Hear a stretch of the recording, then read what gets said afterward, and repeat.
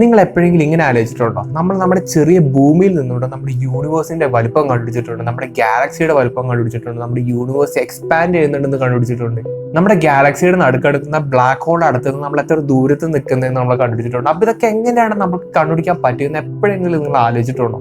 ഒരു 125 വർഷങ്ങൾക്ക് മുമ്പ് നമ്മുടെ എല്ലാവരുടെയും വിചാരം നമ്മുടെ യൂണിവേഴ്സ് എന്ന് പറയുന്നത് നമ്മുടെ ഗാലക്സി മാത്രമാണെന്നാണ്. അതും ഈ ഗാലക്സിയുടെ ഒത്ത നടുക്കാണ് നമ്മുടെ ഭൂമി നിൽക്കുന്നതെന്നും ഈ ഗാലക്സിയുടെ വലുപ്പം വെറും 30,000 ലൈറ്റ് ഇയർ മാത്രമാണെന്നാണ് നമ്മൾ വിശ്വസിച്ചിരുന്നത്. പക്ഷെ ഇപ്പൊ നമുക്കറിയാം നമ്മുടെ യൂണിവേഴ്സിന്റെ മുഴുവൻ ഗാലക്സി ആണെന്നുള്ളത്. നമ്മുടെ ഗാലക്സിയുടെ വലുപ്പം ഏകദേശം 1,00,000 ലൈറ്റ് ഇയർ ഉണ്ടെന്നും നമ്മുടെ ഗാലക്സി എക്സ്പാൻഡ് ചെയ്യുന്നുണ്ടെന്നുള്ള കാര്യങ്ങളൊക്കെ നമുക്കറിയാം. അപ്പൊ ഇതൊക്കെ എങ്ങനെയാണ് നമ്മൾ മനുഷ്യർക്ക് മനസ്സിലാക്കാൻ പറ്റിയത്? അത് ചെറിയൊരു കഥ പോലെ ഞാൻ പറഞ്ഞുതരാം. ആ കാലഘട്ടത്തിലെല്ലാം നമ്മൾ ഫോളോ ചെയ്തിരുന്നത് ന്യൂട്ടന്റെ ലോസ് ആയിരുന്നു. അതായത് എല്ലാ ഒബ്ജക്റ്റും തമ്മിൽ ഒരു അട്രാക്റ്റീവ് ഫോഴ്സ് ഉണ്ടെന്നാണ് ശരിക്കും അദ്ദേഹത്തിന്റെ ലോ പറയുന്നത്.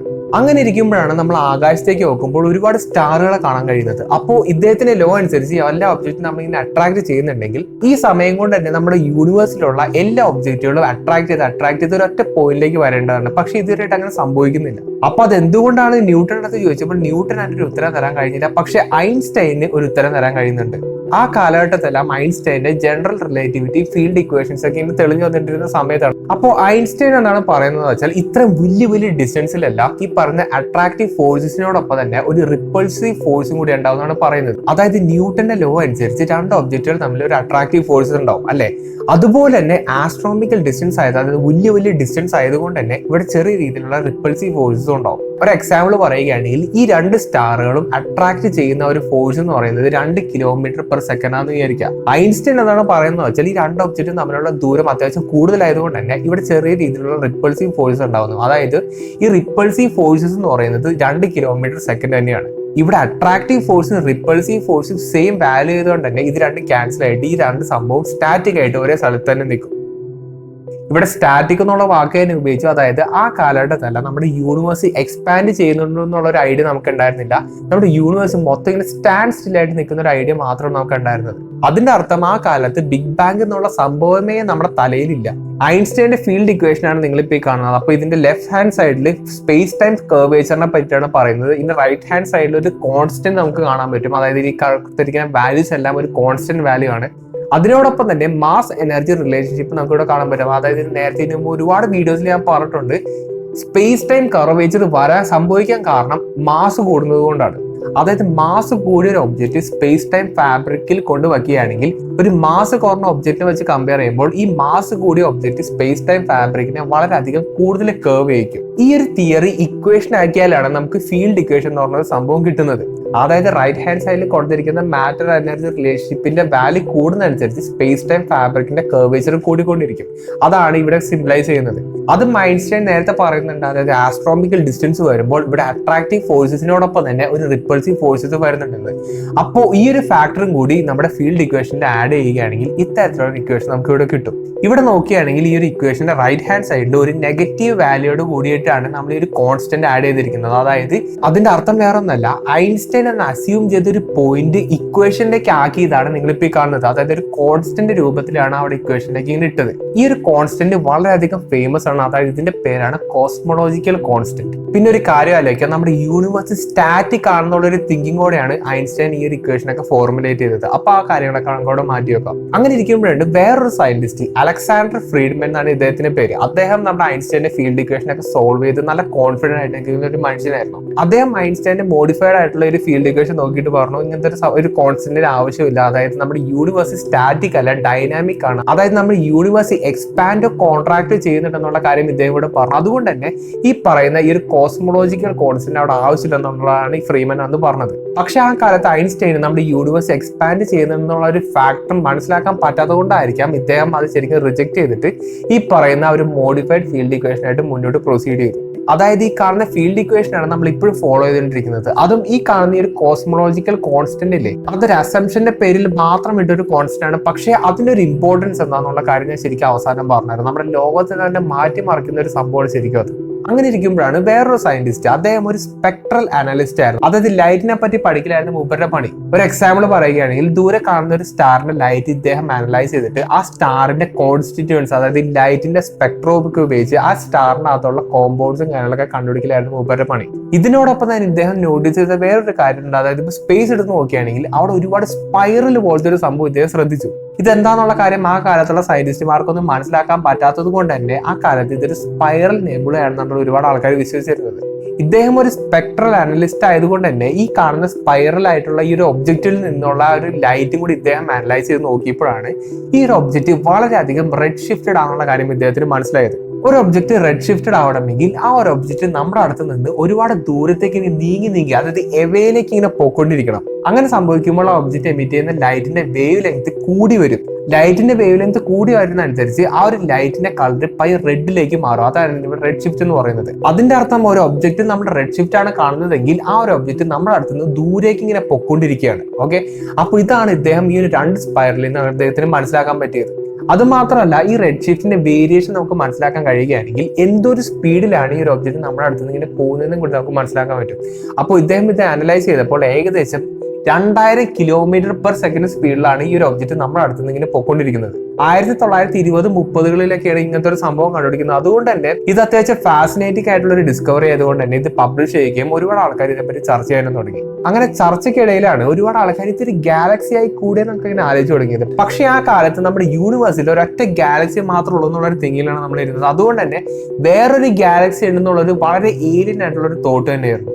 അപ്പൊ ഇവർ ഒബ്സർവ് ചെയ്തുകൊണ്ടിരുന്നത് വേറൊരു ഗാലക്സി ആണോ എന്ന് അറിയാൻ വേണ്ടിയിട്ട് ഒരു മാർഗമുണ്ട്. അതായത് ഈ ഒരു ഒബ്ജക്റ്റ് നമ്മൾ തമ്മിലുള്ള ദൂരം കണ്ടുപിടിച്ചാൽ മതി. ഇപ്പൊ ഈ ദൂരം 30,000 ലൈറ്റ് ഇയർക്ക് കൂടുതലാണെങ്കിൽ എന്തായാലും ഇതൊരു വേറെ ഗാലക്സി ആയിരിക്കും. നമ്മുടെ ഗാലക്സിയുടെ അകത്തായിരിക്കില്ല, വേറെ പുറത്ത്, നമ്മുടെ ഗാലക്സിയുടെ പുറത്ത് വേറെ എവിടെ കിടക്കുന്ന ഒരു സംഭവം ആയിരിക്കും. പക്ഷെ ഇവിടുത്തെ കുഴപ്പം എന്താ വെച്ചാൽ ഇത്രയും ദൂരത്ത് കിടക്കുന്ന ഒരു സംഭവത്തെ നമുക്ക് മെഷർ ചെയ്യാനുള്ള ഒരു ടൂൾ നമ്മുടെ കയ്യിൽ ഉണ്ടായിരുന്നില്ല. അതായത് നമ്മൾ ആ കാലത്തെല്ലാം ഉപയോഗിച്ചിരുന്നത് പാരലാക്സ് മെത്തേഡ് ഉപയോഗിച്ചിട്ടാണ്. ഈ ഒരു മെത്തേഡ് ഉപയോഗിച്ച് മാക്സിമം നമുക്ക് ഒരു 100 ലൈറ്റ് ഇയർ മാത്രമാണ് മെഷർ ചെയ്യാൻ പറ്റുള്ളൂ. അതിനപ്പുറമുള്ള സംഭവങ്ങൾ നമുക്ക് ഈ ഒരു പാരലാക്സ് മെത്തേഡ് ഉപയോഗിച്ച് മെഷർ ചെയ്യാൻ പറ്റില്ല.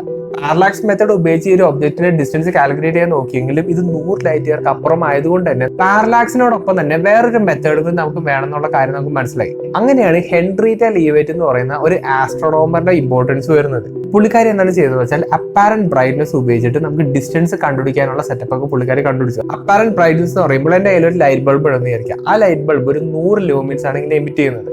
അതായത് ഈ ലൈറ്റ് ബൾബിന്റെ ഒറിജിനൽ ബ്രൈറ്റ്നസ്, അതിന്റെ ട്രൂ ബ്രൈറ്റ്നസ് എന്ന് പറയുന്നത് 100 ലൂമിൻസ് ആണെന്നുള്ള കാര്യം എനിക്കറിയാം. എന്നിട്ട് ഞാൻ ഈ ലൈറ്റ് ബൾബ് 2 കിലോമീറ്റർ അപ്പുറത്ത് കൊണ്ടുപോയി വെച്ചു എന്ന് വിചാരിക്കാം. എന്നിട്ട് ഇവിടുന്ന് നോക്കുമ്പോൾ എനിക്ക് ആ ലൈറ്റ് ബൾബിന്റെ ബ്രൈറ്റ്നസ് വെറും 2 ലൂമിൻസ് മാത്രമാണ് കാണാൻ കഴിയുള്ളൂ. കാരണം അത് അത്ര ദൂരത്താണ് നിൽക്കുന്നത്. അതായത് ദൂരം കൂടുന്നതനുസരിച്ച് എനിക്ക് ഈ ലൈറ്റ് ബൾബിന്റെ ബ്രൈറ്റ്നസ് കുറഞ്ഞായിട്ടാണ് കാണാൻ കഴിയുള്ളൂ. കാരണം എന്താണ്, അത് അത്ര ദൂരത്ത് നിൽക്കുന്നതുകൊണ്ടാണ്. ഈ ഒരു ബ്രൈറ്റ്നസിനെയാണ് നമ്മൾ അപ്പാരന്റ് ബ്രൈറ്റ്നസ് എന്ന് പറയുന്നത്. അപ്പൊ ഈ ഒരു ഒബ്ജക്റ്റിന്റെ ട്രൂ ബ്രൈറ്റ്നസ് എനിക്കറിയാം, ഇതിന്റെ അപ്പാരന്റ് ബ്രൈറ്റ്നസ് എനിക്കറിയാം. അപ്പൊ ഈ രണ്ട് സംഭവങ്ങൾ ഉപയോഗിച്ചാൽ എനിക്ക് ഈ ഒരു ഒബ്ജക്റ്റിന്റെ ഡിസ്റ്റൻസ് കണ്ടുപിടിക്കാൻ പറ്റും. ഇതൊരു തരത്തിലുള്ള ഒരു ട്രയാങ്കിൾ പോലെയാണ്. അതായത് ട്രൂ ബ്രൈറ്റ്നസ് ഉണ്ടാവും, അപ്പാരന്റ് ബ്രൈറ്റ്നസ് ഉണ്ടാവും, ഡിസ്റ്റൻസ് ഉണ്ടാവും.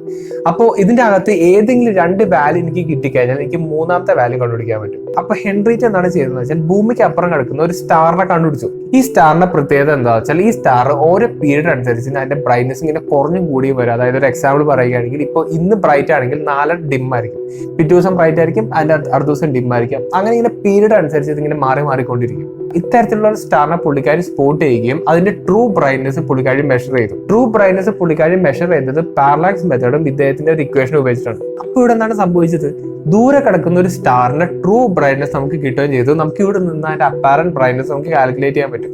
അപ്പോൾ നേരത്തെ പറഞ്ഞ പോലെ 2 വാല്യൂസ് കിട്ടിക്കഴിഞ്ഞാൽ നമുക്ക് മൂന്നാമത്തെ വാല്യൂ ആയിട്ടുള്ള ഡിസ്റ്റൻസ് കാൽക്കുലേറ്റ് ചെയ്യാൻ പറ്റും. ഇതിന്റെ സിഗ്നിഫിക്കൻസ് എന്താ വെച്ചാൽ പാരലാക്സ് മെത്തേഡ് ഉപയോഗിച്ച് വെറും 100 ലൈറ്റ് ഇയർ മാത്രമാണ് നമുക്ക് മെഷർ ചെയ്യാൻ പറ്റുള്ളൂ. പക്ഷേ ഇദ്ദേഹത്തിന്റെ ഈ ഒരു മെഷർമെന്റ് ഉപയോഗിച്ച് ഏകദേശം 1 മില്യൺ, അതായത് 10 ലക്ഷം ലൈറ്റ് ഇയർ വരെയുള്ള ഡിസ്റ്റൻസ് നമുക്ക് കാൽക്കുലേറ്റ് ചെയ്യാൻ പറ്റും. ചുരുക്കത്തിൽ പറഞ്ഞത് സൂപ്പർ പവർ കിട്ടിയ ഒരു അവസ്ഥയാണ് ശരിക്കും സംഭവിച്ചത്. ഇത് കിട്ടിയ ഉടനെ വേറെ ഒന്നും ചെയ്തിട്ട് നമ്മുടെ സ്പെക്ട്രൽ അനലിസ്റ്റ് കണ്ടുപിടിച്ച ആ ഒരു സ്പൈറൽ ആ ഒരു സംഭവത്തിന്റെ അടുത്തേക്ക് പോയിന്റ് ചെയ്തു. അതിന്റെ ഡിസ്റ്റൻസ് കൂടി കണ്ടുപിടിച്ചപ്പോഴാണ് ഈ ഒരു സംഭവത്തിന്റെ ഡിസ്റ്റൻസ് ഏകദേശം 1 മില്യൺ ലൈറ്റ് ഇയർ അപ്പുറത്താണ് കിടക്കുന്നത്. അതിന്റെ അർത്ഥം എന്താണ്, നമ്മുടെ ഗാലക്സിക്ക് അപ്പുറം ഒരുപാട് ദൂരെ കിടക്കുന്ന ഒരു സംഭവമാണ് ശരിക്കും ഈ ഒരു സ്പൈറൽ പോലത്തെ സംഭവം. അപ്പോഴാണ് നമുക്ക് എല്ലാവർക്കും ഒരു കാര്യം മനസ്സിലായത്, നമ്മുടെ യൂണിവേഴ്സിലെ ഒരൊറ്റ ഗാലക്സി മാത്രമല്ല, ഇതുപോലെ ഒരുപാട് ഗാലക്സികൾ കണ്ടുപിടിക്കാൻ പറ്റുന്നുണ്ട്. അതായത് ഇദ്ദേഹത്തിന്റെ സ്പെക്ട്രൽ അനാലിസിസിലൂടെ ഒരുപാട് ഇതേപോലെ സ്പൈറൽ പോലത്തെ സംഭവങ്ങളൊക്കെ കണ്ടുപിടിച്ചിട്ടുണ്ട്. അപ്പൊ ഇതെല്ലാം ഇൻഡിവിജ്വൽ ഗാലക്സികളാണെന്നുള്ളതും ഈ ഗാലക്സികളെല്ലാം ഒരുപാട് മില്യൺ ലൈറ്റ് ഇയേഴ്സ് അപ്പാർട്ടാണെന്നുള്ള കാര്യങ്ങളൊക്കെ ശരിക്കും അപ്പോഴാണ് നമ്മൾ കണ്ടുപിടിച്ചത്. അങ്ങനെ ഒരുപാട് ആൾക്കാരുടെ ഡിസ്കവറികളിലൂടെയും പബ്ലിക്കേഷൻസിലൂടെയും നമ്മുടെ യൂണിവേഴ്സിന്റെ അകത്ത് ഒരുപാട് ഗാലക്സി എന്നുള്ള കാര്യം നമുക്ക് മനസ്സിലാക്കാൻ പറ്റും. പക്ഷേ എങ്ങനെയാണ് നമ്മുടെ യൂണിവേഴ്സ് എക്സ്പാൻഡ് ചെയ്തുകൊണ്ടിരിക്കുക എന്നുള്ള കാര്യം നമുക്ക് മനസ്സിലായത്? അതിലേക്ക് നമുക്കൊന്ന് നോക്കി നോക്കാം. ഹബിൾ എന്നുള്ള സയന്റിസ്റ്റിന് നമുക്ക് എല്ലാവർക്കും അറിയാം. അപ്പൊ ഇദ്ദേഹം 2 പോയിന്റ് ഉപയോഗിച്ച് നമ്മുടെ യൂണിവേഴ്സ് എക്സ്പാൻഡ് ചെയ്തെന്നുള്ള കാര്യം ഇദ്ദേഹം കണ്ടുപിടിച്ചു. ആദ്യത്തെ പോയിന്റ് എന്ന് പറയുന്നത് നമ്മുടെ സ്പെക്ട്രൽ അനലിസ്റ്റ് ചെയ്ത ആ ഒരു തിയറി ഉപയോഗിച്ചിട്ട് ഈ കാണുന്ന ഗാലക്സികളെല്ലാം എത്ര സ്പീഡിലാണ് ഇങ്ങനെ ദൂരത്തോട്ട് ഇങ്ങനെ റെഡ് ഷിഫ്റ്റഡ് ആയി പൊക്കോണ്ടിരിക്കുന്നത് എന്നുള്ള കാര്യം ഇദ്ദേഹം കാൽക്കുലേറ്റ് ചെയ്തു. അതിലൂടെ ഇദ്ദേഹത്തിന് മനസ്സിലായത് എല്ലാ ഗാലക്സികളും പല പല സ്പീഡുകളിലാണ് ഇങ്ങനെ എക്സ്പാൻഡ് ചെയ്ത് പുറത്തോട്ട് ഇങ്ങനെ പൊക്കോണ്ടിരിക്കുന്നത്. അതോടൊപ്പം ഭൂമിയും ഈ ഗാലക്സികൾ തമ്മിലുള്ള ഡിസ്റ്റൻസ് കൂടി കാൽക്കുലേറ്റ് നോക്കി.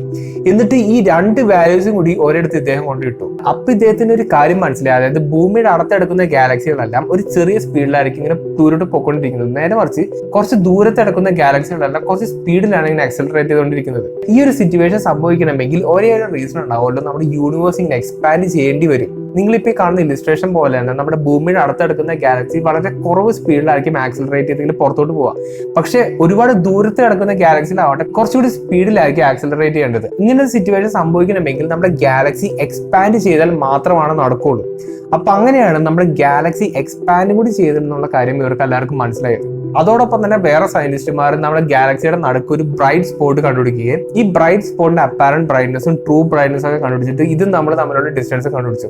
ഈ ഡിസ്റ്റൻസ് എന്ന് പറയുന്നത് ഏകദേശം 30,000 ലൈറ്റ് ഇയേഴ്സ് ആയിട്ടാണ് അവർ കണ്ടുപിടിച്ചത്. അതിന്റെ അർത്ഥം എന്താണെന്ന് വെച്ചാൽ ഇത്ര കാലം അവർ വിശ്വസിച്ചിട്ടുണ്ട് നമ്മുടെ ഗാലക്സിയുടെ വലുപ്പം എന്ന് പറയുന്നത് വെറും 30,000 ലൈറ്റ് ഇയർ മാത്രമായിരുന്നതാണ്. അപ്പോൾ ഇതും കൂടി കണ്ടുപിടിച്ചപ്പോൾ നമ്മുടെ ഗാലക്സിയുടെ വലുപ്പം 30,000 അല്ല, ഏകദേശം 100,000 ലൈറ്റ് ഇയർ വലുപ്പം എന്നുള്ള കാര്യം കൂടി അവർ കണ്ടുപിടിച്ചു. അതോടൊപ്പം ഭൂമി അല്ല നമ്മുടെ ഗാലക്സിയുടെ നടക്കുന്ന കാര്യം കൊണ്ട് നമ്മൾ കണ്ടുപിടിച്ചു. അങ്ങനെ ഒരുപാട് ഡിസ്കവറീസ് ഒരൊറ്റ കാര്യം കൊണ്ട് നമുക്ക് കണ്ടുപിടിക്കാൻ പറ്റി. ഈ വീഡിയോ ഒരുപാട് നാളുകൾക്ക് മുന്നേ ചെയ്യണമെന്ന് വിചാരിച്ചൊരു വീഡിയോ, പക്ഷെ ഇപ്പോഴാണ് എനിക്ക് അതിനുള്ള സമയം കിട്ടിയത്. ഇപ്പോഴാണ് കറക്റ്റ് ടൈമായിട്ട് എനിക്ക് തോന്നുന്നത്. പിന്നെ നേരത്തെ ഐൻസ്റ്റൈൻ കണ്ടുപിടിച്ച ഒരു കോസ്മോളജിക്കൽ കോൺസ്റ്റന്റ് ഇല്ലേ, ഈ ഒരു കോൺസ്റ്റന്റ് ആയ ലാംഡയെ നമ്മൾ എനർജി ഡെൻസിറ്റി ഒക്കെ ആയിട്ടാണ് കാൽക്കുലേറ്റ് ചെയ്യുന്നത്. അപ്പോൾ അതിന്റെ അർത്ഥം എന്ന് പറയുന്നത് ശരിക്കും ഡാർക്ക് മാറ്റർ ഡാർക്ക് എനർജിയിലേക്കുള്ള ഒരു അപ്രോച്ച് മാത്രമാണ്. അപ്പോൾ അതൊക്കെ തന്നെയാണ് എനിക്ക് ഈ വീഡിയോയിൽ പറയാനുള്ളൂ. അപ്പോൾ നിങ്ങൾക്ക് അതിൽ ഡൗട്ട് ഉണ്ടെങ്കിൽ മാക്സിമം കമന്റ് ചെയ്യാൻ ശ്രമിക്കുക. ഞാൻ വളരെ സിമ്പിൾ ആയിട്ട് പറയാനാണ് നോക്കിയത്. ഇതിനെപ്പറ്റി പറയുകയാണെങ്കിൽ അപ്പാരന്റ് ബ്രൈറ്റ്നസിന്റെ ഒരു കേസ് പറയുകയാണെങ്കിൽ ഒരു ഗ്രാഫൊക്കെ കുറച്ചായിട്ട് എക്സ്പ്ലെയിൻ ചെയ്യുന്നത്. അപ്പോൾ അതൊക്കെ പറഞ്ഞാൽ ഒരുപാട് ആൾക്കാർക്ക് മനസ്സിലാവില്ലെന്ന് എനിക്ക് തോന്നിയതുകൊണ്ടാണ് ഞാനൊരു പാർട്ട് സ്കിപ്പ് ചെയ്തത്. അപ്പോൾ നിങ്ങൾക്ക് എന്തെങ്കിലും സംശയം ഉണ്ടെങ്കിൽ മാക്സിമം ഒന്ന് കമന്റ് ചെയ്ത് അറിയിക്കാൻ ശ്രമിക്കുക. അപ്പോൾ നല്ലൊരു ടോപ്പിക്കായിട്ട് ഞാൻ അടുത്ത വീഡിയോ കാണാം.